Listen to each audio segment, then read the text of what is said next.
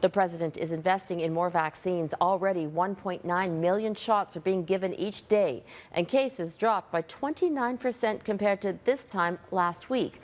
But as Reggie Cecchini explains, despite those positive developments, there are still significant challenges. It's a small sign of progress in the United States. COVID-19 cases and hospitalizations are at 5-week lows. We have made progress, but we have a long way to go. While there is a light at the end of the tunnel, the road to recovery is lined with constant reminders of the toll this pandemic has taken. 500,000 Americans will have died from COVID-19. Slowing that rise is a massive undertaking.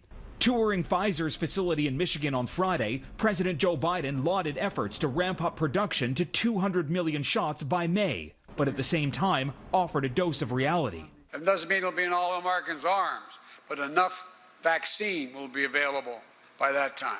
Many states are struggling to administer what vaccine they have, meaning they could be sitting on stockpiles. It is critical that we figure out any way possible to try to double or even triple the vaccine numbers that we have. The White House has a target of vaccinating all adults by summer, hoping for a return to normalcy by year's end. But there are challenges. Emerging variants could become dominant strains in the near future and threaten efforts to lower case numbers. Vaccination programs should be thinking about a booster dose option. They should be thinking about changing the strain like we do that in flu vaccine.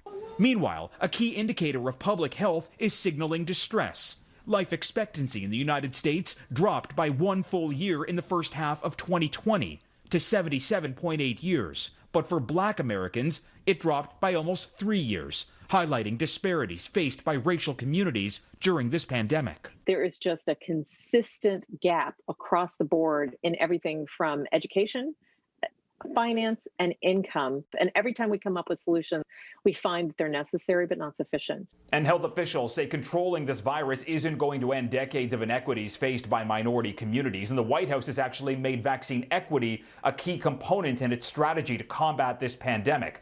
They're also working to instill confidence in a population that includes some of the country's most vulnerable. Robin? Reggie Cecchini in Washington. Thanks, Reggie.